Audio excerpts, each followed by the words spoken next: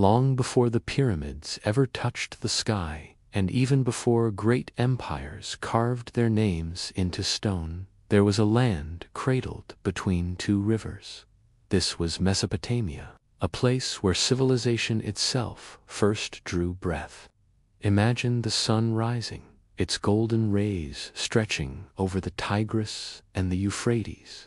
As dawn breaks, the mud-brick cities slowly awaken from their slumber. The air begins to fill with the scent of baking bread as bakers fire up their clay ovens, a smell as old as the city itself. Out in the fields, farmers, their faces etched by the sun, guide their steady oxen, turning the soil of fields carved out by generations of hands. Here, in this fertile crescent, water is everything. It is life, but it is also death. The rivers that nourish the land can turn into a raging torrent in an instant. A flood might bring a season of incredible abundance, depositing rich silt onto the fields, or it could bring total annihilation, sweeping away homes, crops, and lives in a matter of hours. The people of Mesopotamia understood this delicate balance all too well. Children learned from a young age that their very survival depended on the whims of powerful and unpredictable gods. These weren't benevolent, distant figures. They were immediate, present, and easily angered.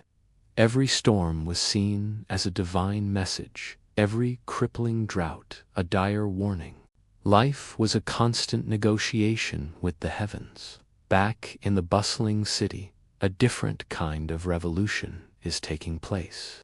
In quiet courtyards, scribes, the intellectual elite of their time, press sharpened reeds into tablets of wet clay. They are not writing poetry or grand epics, not yet. They are recording the mundane, essential details of life. The count of grain sacks in a warehouse, the debts owed between neighbors, the contracts sealing a marriage. In these humble wedge-shaped marks, something monumental is happening.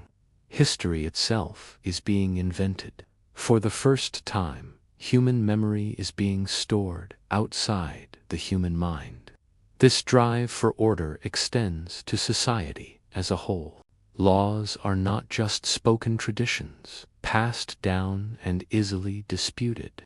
Here, they are carved into massive stone steles, like the famous Code of Hammurabi, and placed in the city center for all to see. The message is clear: no one can claim ignorance, and justice is swift, direct, and often harsh. The principle of an eye for an eye is not a metaphor. It is the stated policy of the land.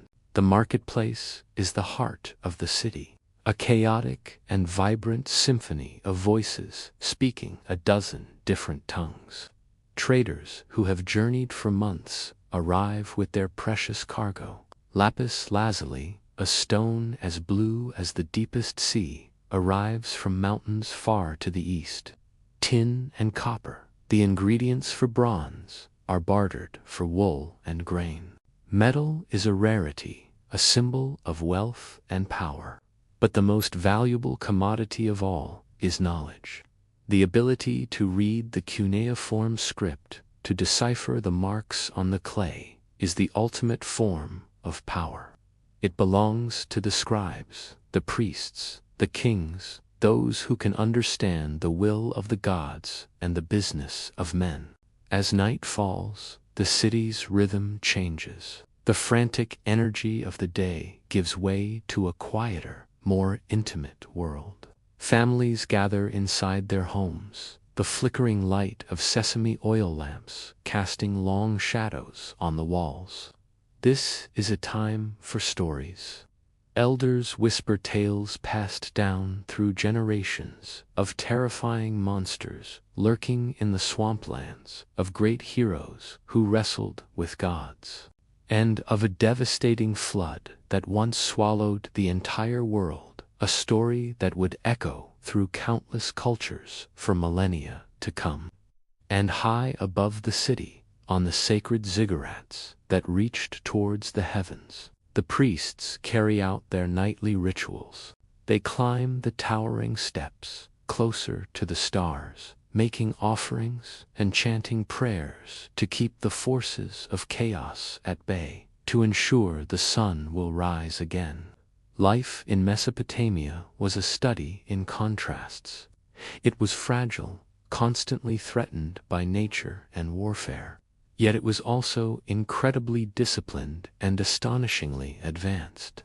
It was in this very land that humans first learned to organize themselves on a massive scale, to farm not just fields, but to farm cities into existence. It was here that we first divided the day into hours and the circle into 360 degrees.